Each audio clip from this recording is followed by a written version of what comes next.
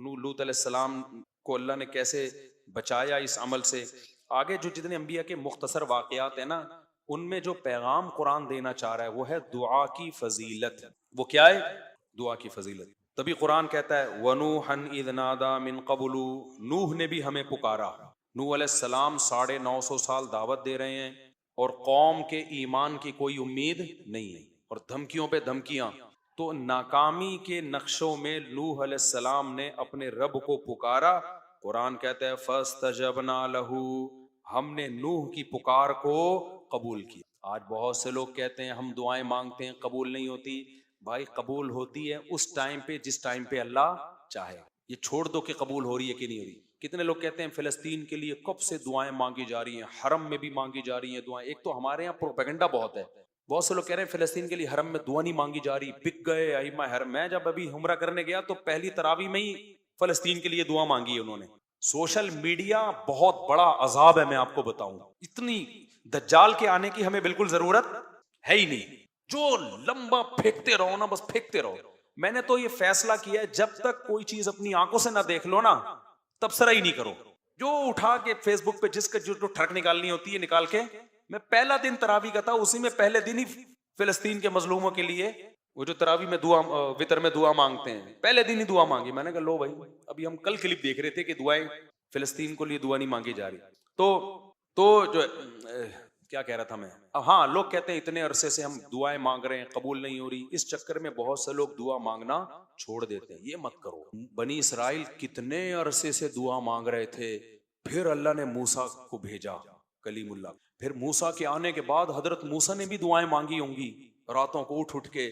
بنی اسرائیل نے اور مانگی ہوں گی, لیکن ظلم کم ہونے کے بجائے بڑھتا جا رہا. تو کیا موسیٰ علیہ السلام نے دعائیں مانگنا چھوڑ دی ہے بھائی؟ یا موسیٰ اوذینا من قبل ان تأتینا ومن بعد ما جئتنا, اے موسیٰ تیرے آنے سے پہلے بھی ظلم, تیرے آنے کے بعد بھی ظلم, کوئی فائدہ نہیں ہو رہا. حضرت موسیٰ کیا کہہ رہے ہیں؟ بہت مزہ آتا ہے مجھے اس آیت کے پڑھنے میں. بنی اسرائیل نا بڑی قسم پرسی سے حضرت موسیٰ کے پاس آئے. یا موسیٰ اوذینا من قبل ان تأتینا, اے موسیٰ تیرے آنے سے پہلے بھی عذاب میں تھے. ومن بعد ما جئتنا, تو نجات دہندہ بن کے آیا ہے, لیکن تیرے آنے سے ہمیں کوئی فائدہ نہیں ہوا. مطلب کہ ہم تو دعائیں مانگ رہے ہیں, سب کچھ کر رہے ہیں, پھر بھی فائدہ نہیں ہو رہا. موسیٰ نے جواب میں کیا کہا؟ یا قوم ان الارض للہ استعینوا باللہ واصبروا, دیکھو اللہ سے مدد مانگتے رہو جیسے اب مانگ رہے ہو, اور صبر بھی کرتے رہو ساتھ ساتھ. دعا صبر کے بغیر نہیں ہوتی. یا قوم استعینوا باللہ واصبروا, اے میری قوم اللہ سے دعائیں مانگتے رہو اور صبر کرتے رہو. آگے دلیل کتنی شاندار دی ہے. سوال پیدا ہوتا ہے بھائی یہ کام تو ہم پہلے سے کر رہے ہیں نا, رزلٹ تو کوئی آؤٹ ہو نہیں رہا. آپ تو وہی کام کا حکم دے رہے ہو جو ہم پہلے سے کر رہے ہیں. ہم یہ کہہ رہے ہیں دعا قبول نہیں ہو رہی, آپ کہہ رہے ہیں دعا کب مانگو, مانگ رہے ہیں پہلے سے. اس اشکال کا موسیٰ نے جو جواب دیا علیہ السلام نے, ان الارض للہ یورثها من یشاء من عبادی, اے میری قوم زمین فرعون کی نہیں ہے, یہ گریوی میں فرعون کو ملی ہوئی ہے. زمین کا بادشاہ کون ہے؟ اللہ ہے. تو جب اللہ ہے وہ جب چاہے گا سیکنڈوں میں چھین لے گا اس سے. وہ نہیں چھین رہا, اس میں کوئی حکمت ہے. تو جو اللہ کا کام ہے وہ اللہ کو کرنے دو, جو تمہارا کام ہے وہ تم کرو. ہمارا کام ہے بھکاریوں کی طرح, اس کا کام ہے زمین چھیننا, ہم اپنا کام کریں گے اور وہ اس کو اس کا کام کرنے دو, کیونکہ مالک وہ ہے, جب چاہے گا سیکنڈوں میں چھین لے گا. ان الارض للہ یورثها من یشاء من عبادہ, وہ اللہ جس کو چاہتا ہے زمین کا مالک بنا دیتا ہے. آج فرعون کو بنایا ہوا ہے, اس کا مطلب یہ نہیں کہ حقیقی مالک فرعون ہے. حقیقی مالک فرعون ہوتا پھر ہم مایوس ہوتے نا. حقیقی مالک کون ہے زمین کا؟ اللہ ہے. تو ہمیں مایوسی کی کیا ضرورت ہے بھائی؟ وہ نہیں چھین رہا, کوئی حکمت ہے, ہمیں آزما رہا ہے. وہ جب چاہے گا 2 منٹ میں چھین کے ہمارے حوالے کر دے گا. تبھی تو کیسے 2 منٹ میں چھینا کہ نہیں چھینا؟ آخری دم تک, جب تک وہ پانی کے کنارے پہ کھڑے ہوئے تھے نا اور فرعون کا لشکر آ رہا تھا, اس وقت تک فرعون یہ سمجھ رہا تھا زمین کا وارث کون ہے؟ میں ہوں. مصر کا مالک کون ہے؟ میں ہوں. پھر جب پانی میں راستے بنے, بنی اسرائیل پار ہو کے گزر گئے, اس وقت بھی فرعون بھی یہ سمجھ رہا تھا کہ مصر کا مالک کون ہے؟ بولو میں ہوں. جیسے آج اسرائیل سمجھ رہا ہے کہ فلسطین کا مالک کون ہے؟ اسرائیل ہے. فرعون تو اس سے بڑے پاورفل تھا, وہ بھی آخری اینڈ تک یہی سمجھتا رہا کہ زمین کا مالک کون ہے؟ میں ہوں. راستے بن گئے, اس وقت بھی فرعون سمجھ رہا تھا مصر کا مالک کون ہے؟ میں ہوں. بنی اسرائیل بھی یہ سمجھ رہے تھے, حضرت موسیٰ بھی یہ سمجھ رہے تھے کہ فی الحال زمین کا مالک کون ہے؟ فرعون. چند سیکنڈوں کے اندر کام ہوا ہے. جب فرعون نے پانی میں اپنے گھوڑوں کو دوڑانا شروع کیا انہی راستوں میں جو بنی اسرائیل کے لیے بنے تھے, اور جب آخری آدمی جب تک داخل نہیں ہوا نا اس پانی میں, اس وقت تک بھی بنی اسرائیل یہ سمجھ رہے تھے کہ مصر کا مالک کون ہے؟ فرعون. ان کو کیا خبر تھی کہ یہ ڈوبے گا یہاں پہ. اللہ نے موسیٰ کو صرف یہ بتایا تھا کہ سمندر پہ لاٹھی مارو راستے بنا دوں گا. اب تک یہ وحی نہیں آئی تھی کہ اس کو تباہ بھی کروں گا, جو ظاہر اس آیت سے جو پتا چل رہا ہے. تو اس وقت تک سب یہ سمجھ رہے تھے. این وقت پہ جب آخری شخص پانی کے اندر داخل ہوا ہے نا, اور اس امید پر کہ اب ہم وہاں سے نکل جائیں گے, اس وقت اللہ نے سمندر کے دو پارٹوں کو ملا کے بتا دیا ان الارض للہ, زمین کا مالک کون ہے؟ اللہ ہے. یورثها من یشاء من عبادہ, جس کو چاہتا ہے اپنے بندوں میں مالک بنا دیتا ہے. تو آج اسرائیل کا جو فلسطین پہ ظلم ہو رہا ہے, ان فلسطینیوں کے لیے دعا بھی کرو, مدد بھی کرو, جو کر سکتے ہو کرو, لیکن مایوس ہونے کی ضرورت نہیں ہے. دعائیں مت چھوڑو. کب سے دعائیں مانگ رہے ہیں, قبول نہیں ہو رہی. بھائی ہمارے لیے آزمائش ہے, اسلامی ملکوں کے لیے آزمائش ہے. ان کو تھوڑی چھوڑے گا اللہ, جو ہمارے حکمران جو کچھ کر رہے ہیں, ان کو بھی تو آزمائش میں ڈالا ہے نا اللہ نے کہ کیا کر رہے ہیں. لیکن اس کا یہ مطلب نہیں ہے کہ بھائی فلسطین کی سرزمین کا یہودی مالک ہو گیا. اصل مالک کون ہے؟ اللہ ہے. اس نے وقتی طور پر کچھ ظالموں کے حوالے کی ہوئی ہے, تو ہم اپنا کام نہیں چھوڑیں گے. اور جب اللہ نے اپنا کام کرنا ہوگا, اس کو صدیاں اور سال نہیں چاہیے, وہ سیکنڈوں کے اندر نقشے کو تبدیل کر دے گا. آج بہت بڑا مسئلہ پتہ ہے کیا ہے دینداروں میں؟ وہ دعا سے بہت غافل ہیں, اور بلکہ دعاؤں کا مذاق اڑانا شروع کر دیا ہے. ابے یہ مولوی دعاؤں میں لگے رہتے ہیں, ابے یہ دعاؤں سے کیا ہوتا ہے؟ مولویوں نے لوگوں کو دعاؤں میں لگا دیا, نمازوں میں لگا دیا. اور جو ایسی باتیں کر رہے ہوتے ہیں وہ دعائیں بھی نہیں کر رہے ہوتے, یا تو کوئی بڑا تیر مار رہے ہو نا, کوئی تبدیلی کے لیے ایک نیا پیکج لے کر آئے ہوئے, وہ بھی نہیں کر رہے ہوتے, کچھ بھی نہیں کر رہے ہوتے. ایک دعائی تو رہ گئی ہے. دعاؤں سے کبھی غافل. میں نہیں کہتا کہ صرف دعا سے سب کچھ ہوتا ہے, اسباب بھی اختیار کرنے پڑیں گے, لیکن آج کسی حد تک اسباب ٹوٹے پھوٹے لنگڑے لولے اختیار ہوتے ہیں. دعاؤں سے کیا ہو رہے ہیں لوگ؟ غافل ہیں. تو دعا مانگنے کی عادت ڈالو. اور نبی صلی اللہ علیہ وسلم نے فرمایا کہ انسان کی دعا اس وقت قبول ہوتی ہے, صحیح حدیث ہے, کہ جب تک اس کے دل میں یہ خیال نہ آئے کہ میری دعا قبول نہیں ہو رہی. جب یہ خیال آتا ہے نا یار مانگ رہا ہوں قبول نہیں ہو رہی, پھر قبول نہیں ہو. تو اس لیے یہ جو آیتیں میں جلدی سے بس 2-3 آیتیں پڑھ کے بیان کو ختم کرتا ہوں. ان کا خلاصہ یہی ہے کہ نوح علیہ السلام ناکامی کے اسباب میں اللہ کہتے ہیں جب قسم پرسی میں ہمیں پکارا, فاستجبنا لہ, ہم نے نوح کی دعا کو قبول کیا. کب قبول کیا؟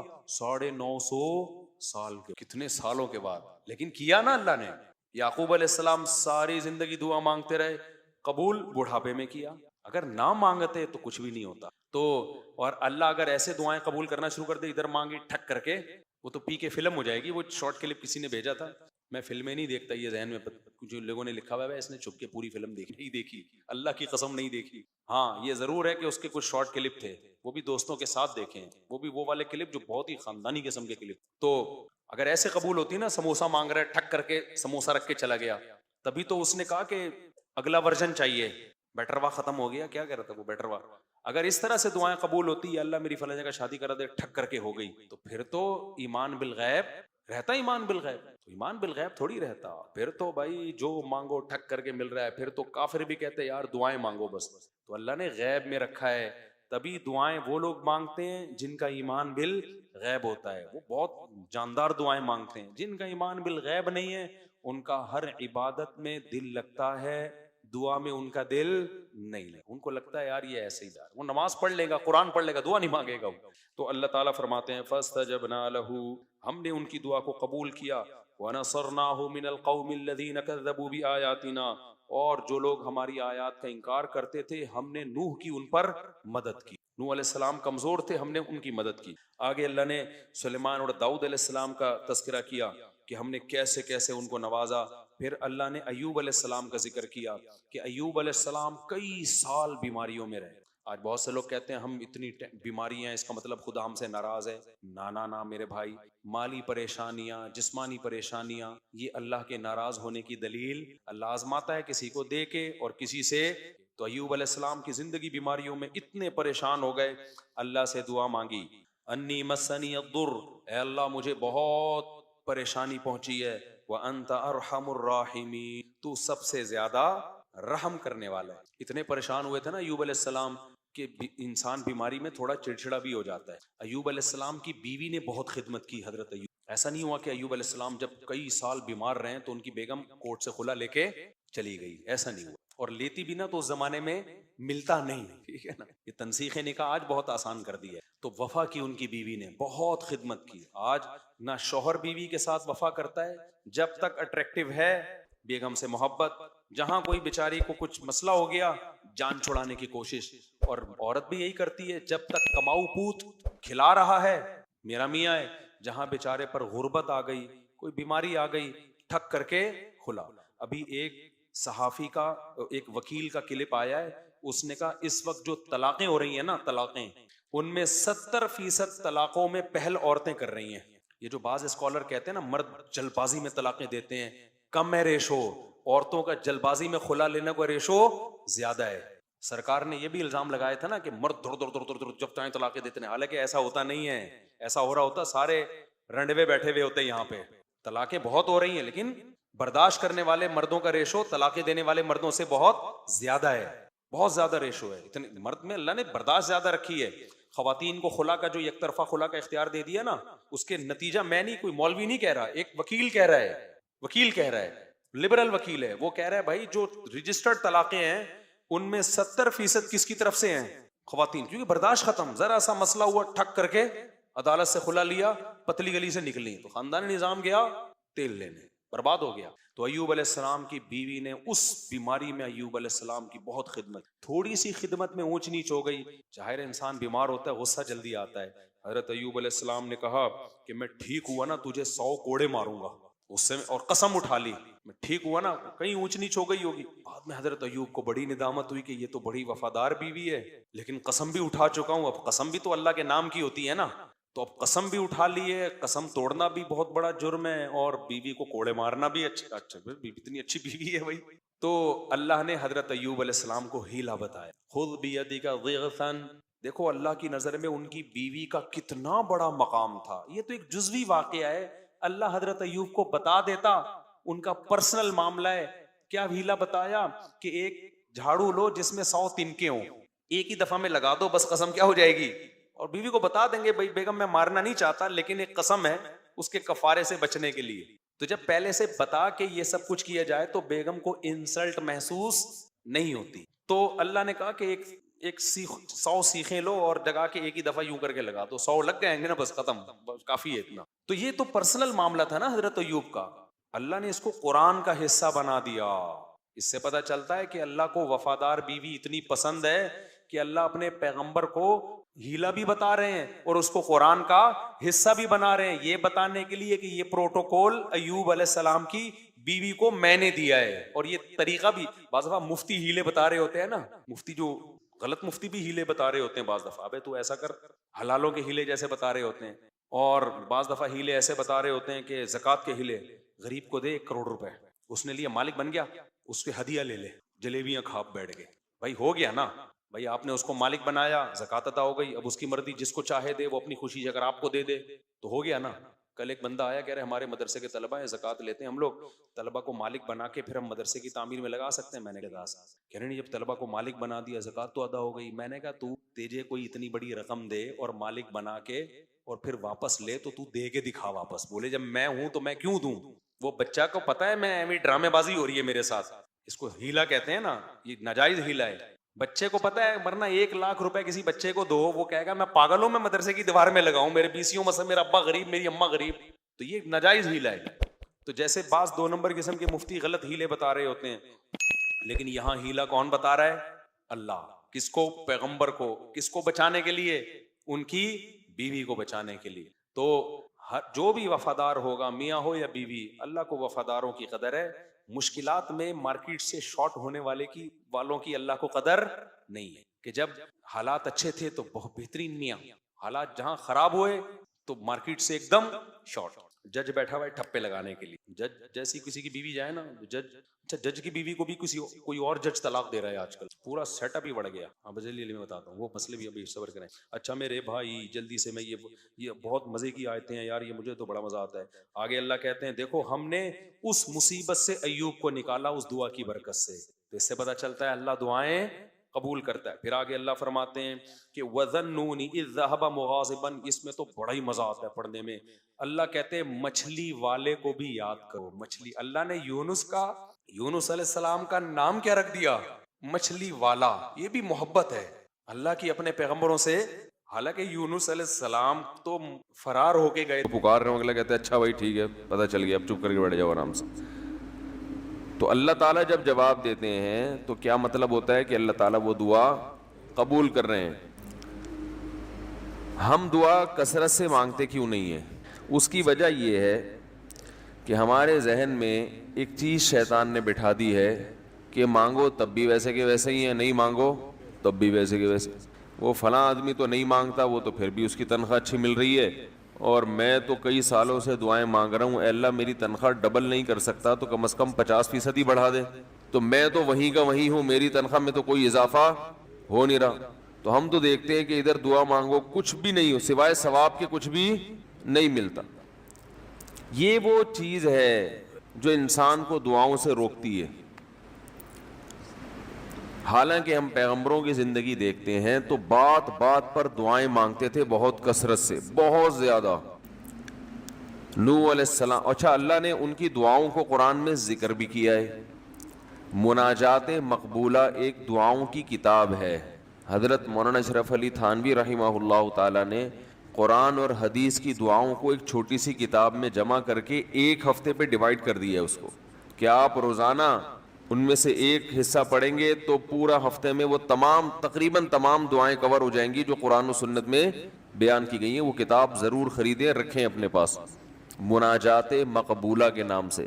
تو ہم دعا کیوں نہیں مانگتے؟ مسئلہ ہمارے ساتھ یہ ہے کہ ہم کہتے ہیں کہ جو مانگتا ہے وہ بھی وہینچ کا وہینچ، اور جو نہیں مانگتا ہے وہ بھی کوئی سرخاب کے پر تو لگ نہیں جاتے کوئی مانگ رہا ہو تو.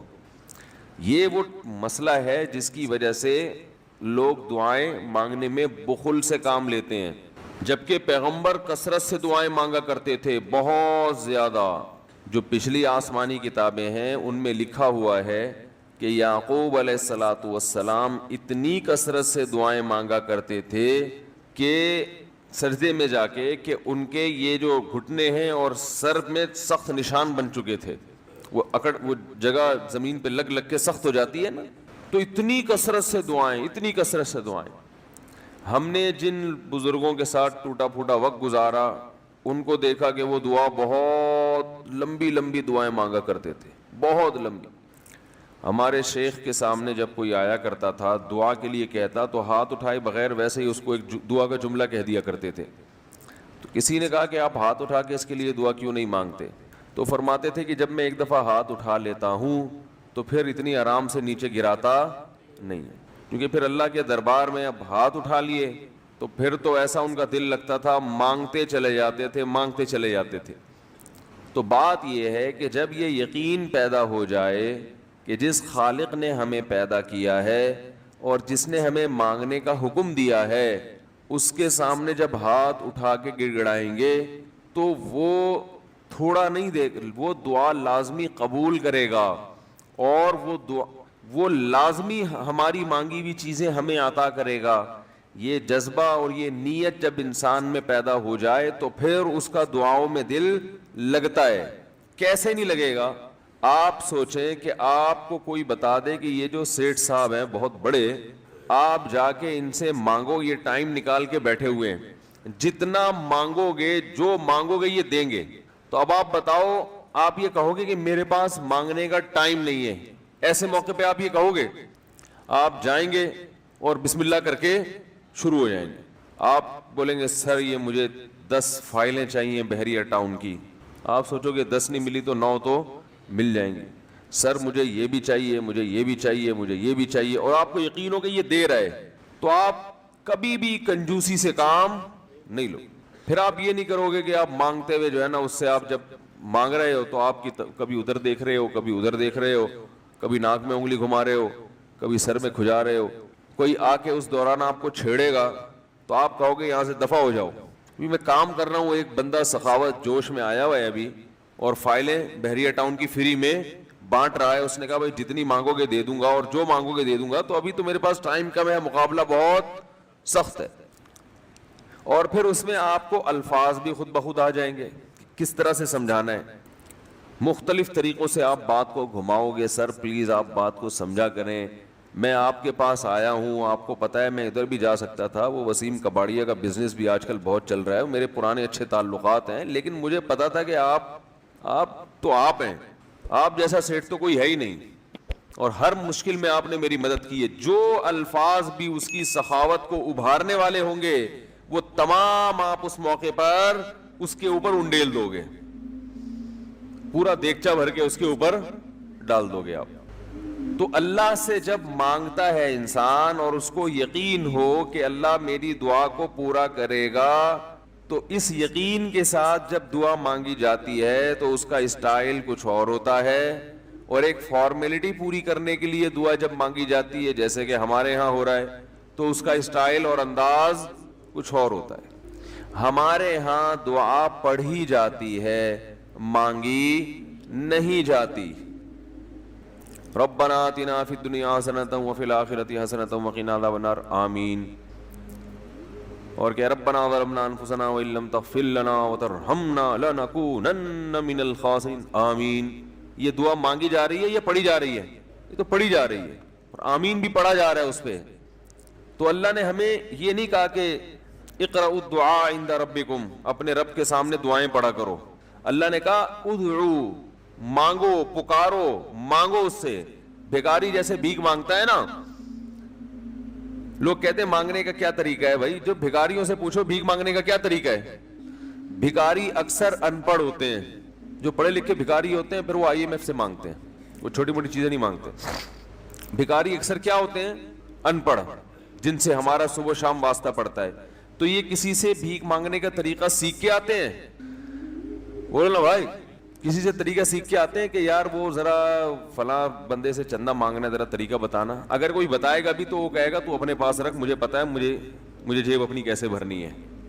اس موقع پہ جو اس کی حالت دیکھ کے نا وہ اپنا منہ بھی ٹیڑھا ویڑھا کرے گا, کپڑے بھی پھٹے پرانے, اور بہت گھمائے گا بات کو, ایسے منہ بنائے گا جیسے دنیا میں اس سے زیادہ غریب اور محتاج کوئی ہے ہی نہیں.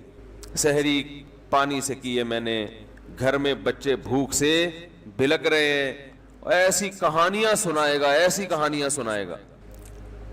تو یہی حال انسان کا ہے جب اسے پتا ہو کہ میرا رب جو مانگوں گا وہ دے گا مجھے, تو پھر اس کے بھیک مانگنے کا انداز اور جو دعا مانگنے کا اسٹائل ہے وہ خود بخود فطرت اسے سکھا دیتی ہے. خود بخود اس کے اندر الفاظ آنا شروع ہو جاتے ہیں کہ ایسے مانگنا چاہیے.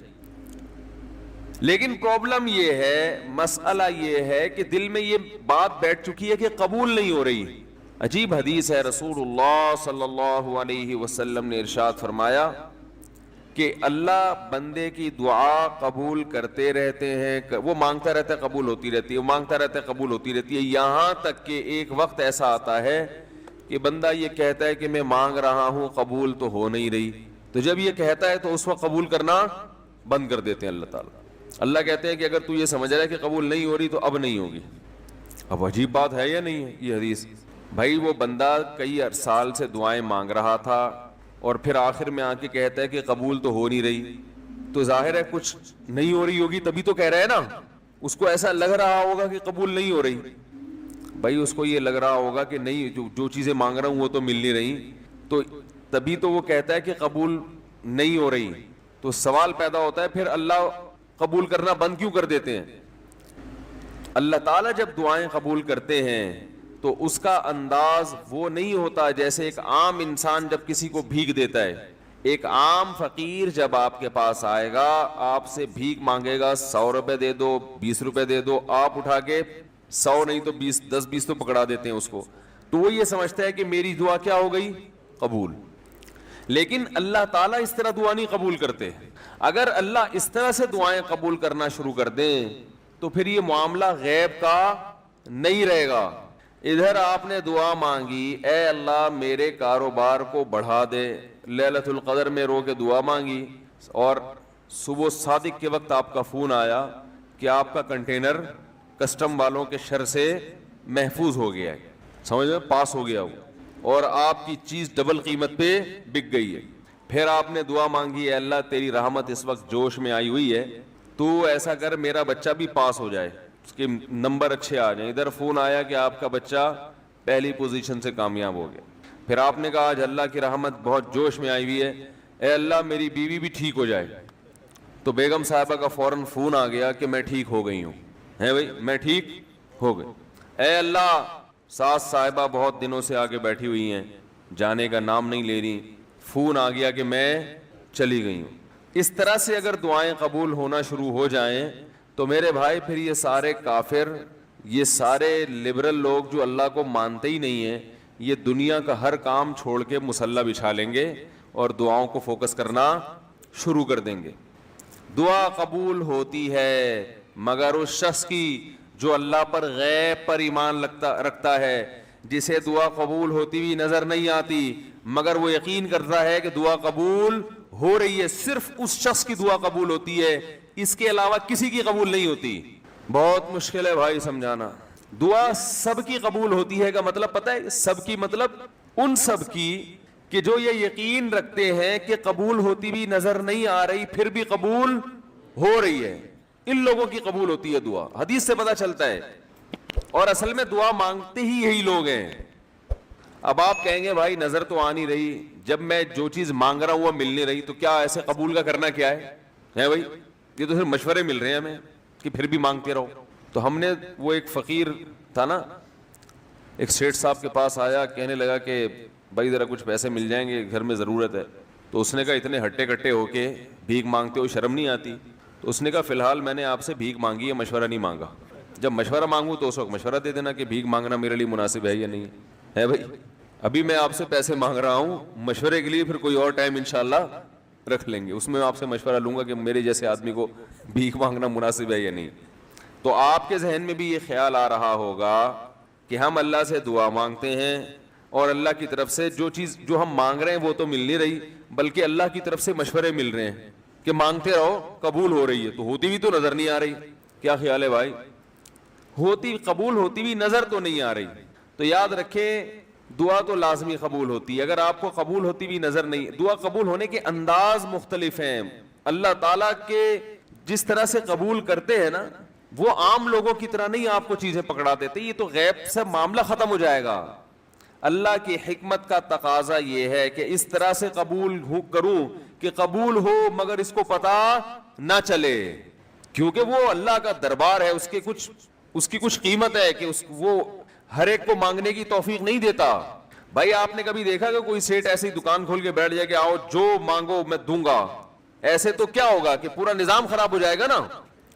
پھر آپ 10 فائلیں تھوڑی مانگیں گے, پھر تو آپ کہیں گے پورا بحریہ ٹاؤن میرے حوالے کر دو, پھر تو آپ یہ کریں گے نا. یہ تو میں نے ایک مثال دی تھی, عملاً ایسا نہیں ہوتا. عملاً وہی آ کے بیٹھے گا اور وہی آپ کو پیشکش کرے گا کہ اس کے کچھ اصول اور ضابطے ہوں گے, ان قواعد پہ آپ پورے اترتے ہوگے تو آپ کو وہ گھسنے دے گا. اللہ کے بھی کچھ اصول اور ضابطے ہیں, ساری دعائیں قبول کرے گا, جو مانگو گے صرف اتنا نہیں بلکہ بڑھا کے دے گا. لیکن اصول یہ ہے کہ اللہ کہتے ہیں کہ جب میں دوں گا تو نظر نہیں آئے گا مگر یقین رکھنا ہے کہ کیا کر رہا ہوں, میں دے رہا ہوں, پھر دیتا رہوں گا میں. پھر بات وہیں آگے کھڑی ہو جاتی ہے کہ ایسے دینے کا کیا فائدہ کہ سمجھ میں ہماری سمجھ میں نہیں آ رہا کہ پتہ نہیں کیسے دے رہا ہے اللہ تعالیٰ. تو یاد رکھیں اللہ تعالیٰ کے دینے کا انداز تھوڑا مختلف ہے. وہ کیا ہے, بعض مرتبہ جو چیز مانگ رہے ہوتے ہیں اللہ وہی چیز آپ کو دے دیتا ہے, اور ایسا بھی ہوتا ہے. ہمیشہ ایسا تو نہیں ہوا ہوگا کہ جو چیز مانگی اور نہیں ملی ہو, کئی بار ایسا ہوا ہے کہ جو مانگا وہ اللہ نے دے دیا, فوراً مسئلہ حل ہو گیا. بعض دفعہ بلکہ اس سے بھی پہلے کا اسٹیپ, بسا اوقات تو آپ دعا مانگ ہی نہیں رہے ہوتے, آپ اس کو دعا سمجھ رہے ہوتے ہو, لہذا اس میں وہ جان ہوتی نہیں ہے, تو قبولیت کا پھر سوال ہی پیدا نہیں ہوتا. آپ دعا پڑھ رہے ہوتے ہو, مانگ رہے نہیں ہوتے. تو اللہ نے تو دعائیں قبول کرنے کا کہا ہے, دعائیں پڑھنے پر کہا ہو, وعدہ کیا ہو, ایسا ہمارے علم میں کوئی حدیث نہیں ہے. دیکھیں یونس علیہ السلام جب مچھلی کے پیٹ میں تھے تو یونس علیہ السلام کو اپنی خطا کا احساس ہوا کہ میں اللہ کی پرمیشن کے بغیر اپنی قوم کو چھوڑ کے آ گیا ہوں. ان کو احساس ہو گیا, تبھی اللہ نے مجھے مچھلی کے پیٹ میں ڈال دیا ہے. تو اب آپ نے مچھلی کے پیٹ میں جا کے یہ دعا مانگی, لا الہ الا انت سبحانک انی کنت من الظالمین. اے اللہ تیرے سوا کوئی عبادت کے لائق نہیں ہے, سبحانک تو ہر عیب سے پاک ہے, تو نے جو مجھے مچھلی کے پیٹ میں ڈال دیا تو یہ تیری غلطی نہیں ہے, تو ہر عیب سے پاک ہے. انی کنت من الظالمین, میں ہوں ظلم کرنے والا اپنی جان پہ, مجھ سے غلطی ہوئی ہے. اللہ تعالیٰ کو آپ کا یہ مانگنا اتنا پسند آیا کہ مچھلی کو حکم دیا کہ ان کو ساحل پر اگل دو. اور نہ صرف یہ کہ مچھلی نے آپ کو ساحل پہ ڈالا, وَأَنبَتْنَا عَلَيْهِ شَجَرَةً مِّن يَقْطِينٍ, یقطین کوئی درخت تھا وہ بھی اللہ نے اگا دیا دھوپ سے بچانے کے لیے. لیکن جب مصیبتوں میں ہم یہ کلمہ پڑھتے ہیں لا الہ الا انت سبحانک انی کنت من الظالمین, تو ہم یوسف علیہ السلام والے جذبے سے یہ کلمے میں جو الفاظ ہیں وہ مانگتے نہیں ہیں بلکہ ہم یہ کلمہ پڑھتے ہیں. سمجھ رہے ہیں, پڑھنے کی بھی برکتیں ہوتی ہیں, میں اس کا منکر نہیں ہوں, لیکن ہمارے جو ورڈنگ ہوتی ہے نا وہ مانگنے کا اسٹائل نہیں ہوتا. ہم چھوٹے بچے تھے تو مسجد میں آیت کریمہ کا ورد ہوا کرتا تھا کہ بھائی حالات خراب ہیں آج کل, امام صاحب اسپیکر پہ اعلان کر کے بلاتے تھے, آ جاؤ بھائی آیت کریمہ کا ورد ہوگا, لا الہ الا انت سبحانک انی کنت من الظالمین, 5 لاکھ دفعہ پڑھا جائے گا. تو ہم مسجد میں آتے, وہ مسجد میں دانے ہم تو آتے تھے, اس کے بعد جلیبیاں بھی ملتی تھیں, بڑی گرم گرم ٹائٹ جلیبیاں ہوتی تھی. اب تک وہ مزہ نہیں آیا جلیبی میں. تو وہ جلیبیاں بھی ہوتی تھی, اوپر دانے رکھے ہوئے ہوتے تھے, وہ 5 لاکھ دانے ہوتے تھے, ختم کرنے ہوتے تھے. تو پھر ہم کیا کریں, لا الہ الا انت سبحانک انی کنت من الظالمین, لا الہ الا انت سبحانک. اس میں فراڈ نہیں کرتے تھے, پڑھتے پورا تھا الحمدللہ. بعض لوگ تو کیا کرتے تھے, ایک مٹھی لی لا الہ الا انت سبحانک انی کنت من الظالمین, پھونک مارا اور سائڈ پہ رکھ دیا. وہ یہ ڈرامے بھی ہوتے تھے, لیکن ہم پورا ہی پڑھتے تھے. لیکن اس میں مانگنے کا انداز تو نہیں ہوتا تھا, لا الہ الا انت سبحانک انی. پھر اس میں بچے تھے, شرارت بھی شروع ہو جاتی تھی. پھر دیکھ رہے ہیں کوئی ادھر دیکھ رہا ہے تو ایک دانہ اٹھایا, لا الہ الا انت سبحانک انی کنت من الظالمین, یوں کر کے اس کی ناک پہ مارا ہے. کوئی ادھر دیکھ رہا ہے تو اس کی جیب میں ڈال دیا. تو یہ دعا مانگی جا رہی ہے, یہ تو پڑھی جا رہی ہے, ایک فارمیلٹی ہے کہ 5 لاکھ پورے کرنے ہیں, اس کے بعد جلیبی کھانا ہے اور نکلنا ہے. تو آج بھی ایسا ہی ہو رہا ہے. امام صاحب دعا مانگتے ہیں, لوگ کہتے ہیں یار چلو جب نماز پڑھ لی, 4 رکعتیں پڑھ لی, سلام بھی پھیر لیا, تو اس میں کیا جا رہا ہے, یہ بھی پورا ہی کر لو. ایسا ہی ہوتا ہے نا, یہ بھی پورا ہی کر لو, آمین آمین کہہ لیں گے. امام صاحب ڈرائیور ہیں, ہم پیچھے مقتدی ہیں, تو جہاں اتاریں گے وہیں اتریں گے ہم لوگ, پہلے تو نہیں اتر سکتے. تو یہ ایک لوگوں کے ذہن میں تصور ہے. نبی صلی اللہ علیہ وسلم نے فرمایا اللہ ظاہر قلب کے ساتھ دعا کی طرف توجہ نہیں دیتے. ظاہر قلب کا مطلب آپ کا دل حاضر نہیں ہو, کچھ اور سوچ رہے ہو, اور ادھر سے آپ نے ویسے ہی ایک فارمیلٹی پوری کرنے کے لیے. اللہ کہتے ہیں کہ جب تو مانگنے میں مخلص نہیں ہے تو میں تجھے کیوں دوں, تو مانگنے میں ہی مخلص نہیں ہے. تو بعض دفعہ بلکہ اکثر ایسا ہوتا ہے کہ ہماری دعا میں جان ہی نہیں ہوتی. آدم علیہ السلام کو جب جنت سے نکالا گیا تو پریشان تھے, بے چین تھے, مضطرب سے, میں کیا کروں کہ اللہ مجھ سے خوش ہو جائے. اس بے چینی میں الفاظ نہیں آ رہے سمجھ میں. فَتَلَقَّى آدَمُ مِن رَبِّهِ كَلِمَاتٍ, اللہ فرماتے ہیں اللہ نے آدم کے دل میں کلمات ڈال دیے ان کی بے چینی کو دیکھ کر کے, اس طرح سے مجھے مانگو. جب انسان اخلاص کے ساتھ دعا مانگتا ہے تو الفاظ کا القاء کہاں سے ہوتا ہے, اللہ کی طرف سے وہ القاء ہونا شروع ہوتا ہے. اللہ کہتے ہیں اس طرح سے مانگ.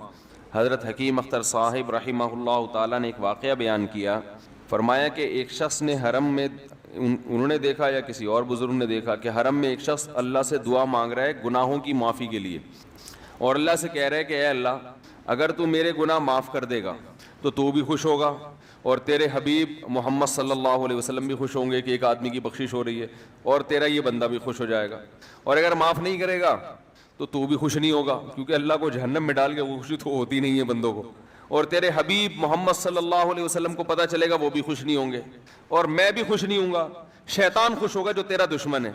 اب خود سوچ لے, تو اپنے دشمنوں کو خوش کرنا چاہتا ہے یا اتنے سارے ہیں بھائی, اتنے سارے دوست ہیں تیرے, ان کو ناراض کر کے تو خوش کس کو کر رہا ہے, اپنے. تو جو تیرا بھی دشمن ہے, میرا بھی دشمن, اور تیرے حبیب محمد صلی اللہ علیہ وسلم کا بھی دشمن ہے. تو دیکھو کیسے الفاظ ہیں اس کے. تو ایسا کہ بظاہر بخشش کے علاوہ کا آپشن چھوڑا ہی نہیں. کیا خیال ہے؟ حجاج ابن یوسف بڑا ظالم تھا, بڑا ظالم. موت کا جب وقت آیا, تھے یہ لوگ ایمان والے, چاہے ظالم تھے, بدعمل تھے, لیکن اللہ پر ایمان بہرحال رکھتے تھے. ان کو پتا تھا کہ میں غلط کر رہا ہوں. جب موت کا وقت آیا تو کہنے لگا کہ اے اللہ لوگ کہتے ہیں کہ تو مجھے نہیں بخشے گا, لوگ کہتے ہیں کہ میرے جیسے گناہگار کو تو نہیں بخش سکتا. بڑے عجیب الفاظ ہیں, اللہ کی رحمت کو جوش دلا رہا ہے کہ تو ایسا کر کے دکھا دے, یعنی کچھ ایسا کر کے دکھا دے کہ جو تیرے بارے میں لوگ گمان کر رہے ہیں وہ گمان کیا ہو جائے. یہ بالکل ایسے ہے جیسے کوئی بہت بڑا سیٹ ہو, آپ اس سے بہت زیادہ بڑا قرضہ مانگنے کے لیے جائیں جو کہ عام طور پر نہیں ملتا, لیکن آپ اس کو جوش دلا رہے ہو کہ لوگ کہتے ہیں کہ تو اتنا بڑا قرضہ نہیں دے سکتا, تو آج تو اپنی سخاوت دکھا دے کہ میں اتنا بڑا قرضہ بھی دے سکتا ہوں.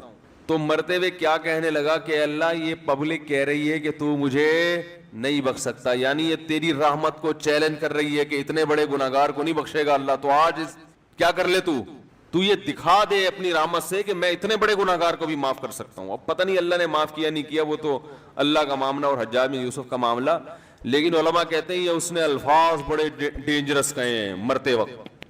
ڈینجرس کا مطلب یعنی دوسرے معنی میں ایسے ہے کہ اس نے اللہ کی عرش کو ہلا دیا ہوگا. اللہ کو مانگنا اتنا پسند ہے. پہلی بات تو یہ ذہن میں رکھیں کہ اس سے بڑی کوئی عبادت نہیں ہے دعا سے, اور دعا سے مشکل کوئی عبادت نہیں ہے. نماز پڑھنا آسان ہے, زکوٰۃ دینا آسان ہے, روزہ رکھنا بھی آسان. سب سے مشکل کام کیا ہے؟ دعا مانگنا. اسی وجہ سے ہم نے جن لوگوں کو دیکھا کہ وہ واقعی دیندار ہیں, اللہ والے ہیں, ہم نے صرف انہی کو دعائیں مانگتے ہوئے دیکھا ہے. عام لوگوں کو ہم نے دعاؤں کو اتنا فوکس کرتے ہوئے نہیں دیکھا. وہ دوسری چیزوں کو زیادہ فوکس کرتے ہیں, دعاؤں پہ زیادہ زور نہیں ہوتا ان کا. وظیفوں پہ تو ہوگا صبح شام, یہ والا اتنی دفعہ, وہ والا اتنی دفعہ, وہ بھاگ گئی واپس آ جائے اس کے لیے اتنی دفعہ, وہ جا نہیں رہی اس کے لیے اتنی دفعہ. یہ وظیفوں پہ تو ہوگا زور. ایسے ہوتا ہے نا ہاتھ اٹھا کے اللہ سے گڑگڑا کے مانگا جائے, یہ چیزیں کم. میں جب حج پہ گیا تو اپنے شیخ مرشد کے ساتھ تھا. پہلے ہی ہم نے ان کو دیکھا تھا بہت زیادہ دعائیں مانگتے ہیں, وہ بہت زیادہ ان کو دعاؤں میں دل لگتا ہے, بہت دعائیں مانگتے ہیں. تو مجھے کسی نے بتایا کہ یہ جب بیت اللہ کو دیکھتے ہیں تو اتنی لمبی دعا مانگتے ہیں کھڑے کھڑے کہ تم ان کے ساتھ ٹھہر نہیں سکتے. میں نے کہا کیوں نہیں ٹھہر سکتے, ہم جوان ہیں, ان کی عمر زیادہ ہو گئی اور ان کو کچھ بیماریاں بھی ہیں. تو میں نے کہا ہو جائے مقابلہ پھر, ٹھیک ہے نا, دیکھتے ہیں کون زیادہ لمبا ٹھہر لیتا ہے. تو جب بیت اللہ پہنچے, ان کی نظر بیت اللہ پہ پڑی, ذرا قریب گئے. یہ جو کہتے ہیں نا بیت اللہ پہ نظر پڑتے ہی وہیں ٹھہر جاؤ, شروع ہو جاؤ, ایسا نہیں ہے. بیت اللہ پہ اگر نظر پڑی ہے آپ کی تو کوئی بات نہیں, اور قریب چلے جائیں. کوئی دوسرا عمل کرنے سے پہلے دعا مانگیں. پہلی نظر کا مطلب یہ ہوتا ہے کہ جب نظر پڑی ہے تو اب طواف شروع کرنے سے پہلے یا کوئی دوسرا عمل کرنے سے پہلے آپ جا کے دعا مانگیں. تو وہ دور سے نہیں بلکہ جتنا قریب جا کے مانگیں اتنا زیادہ اچھا. لوگ کیا کرتے ہیں, یوں منہ نیچے کر کے جا رہے ہوتے ہیں کہ پہلی نظر پڑ گئی تو پھر دعا کا موقع نکل جائے گا, تو یوں وہ جو ٹکرا بھی جاتے ہیں. کچھ نہیں ہوتا, نظر پڑ جائے تو اور تھوڑا قریب جائیں, قریب جا کے دعا مانگیں. تو ان کو ہم نے دیکھا کہ انہوں نے دعا مانگنا شروع کی, میں بھی کھڑا ہو گیا ساتھ میں, ہم نے کہا چلو ہم بھی مانگتے ہیں. تو وہ اتنی دیر تک حالانکہ کمر میں بھی تکلیف, بیماریاں بھی ہیں, شوگر بھی ہے, تو بالآخر میں نے ہتھیار ڈال دیا. میں نے کہا میں اتنی دیر کھڑا نہیں ہو سکتا. اور میں پھر اب بیٹھتے ہوئے شرم بھی آ رہی تھی کہ وہ بولیں کہ میری عمر زیادہ ہے اور یہ دیکھو ابھی جوان, شادیاں تو کرتا رہتا ہے, تو یہ کیا شادیاں کرے گا جو اب کھڑا نہیں ہو سکتا اتنی دیر. تو وہ اتنی دیر ہو گئی تو میں بیٹھ گیا واقعی. تو کئی ایسے ہمارے اکابر گزرے ہیں, بزرگ گزرے ہیں, 1 گھنٹہ 2 گھنٹہ 3 گھنٹہ. مرکز میں, تبلیغی مرکز میں کسی نے بتایا کہ ایک بزرگ کو میں نے دیکھا صبح اشراق کے وقت دعا مانگنا شروع کی ہے اور ظہر کی نماز میں اٹھے. اشراق کے وقت دعا مانگنا شروع کی اور کب اٹھے؟ یہ وہ لوگ تھے جن کا دعاؤں میں دل لگتا تھا. اب بتائیں دعا مشکل عبادت ہے یا نہیں ہے؟ حضرت عمر رضی اللہ تعالی عنہ کا قول ہے, فرماتے ہیں کہ مجھے اس بات کی پرواہ نہیں ہوتی کہ میری دعا قبول ہو رہی ہے کہ نہیں ہو رہی, مجھے اس کی فکر رہتی ہے کہ دعا مانگنے کی توفیق مل رہی ہے کہ نہیں مل رہی, کیونکہ اللہ جب ناراض ہوتا ہے نا کسی سے, مانگنے کی توفیق چھین لیتا ہے اللہ تعالیٰ. اور مانگنے کی توفیق دی ہوئی, اس کا مطلب اگر ناراض ہے بھی تو اتنا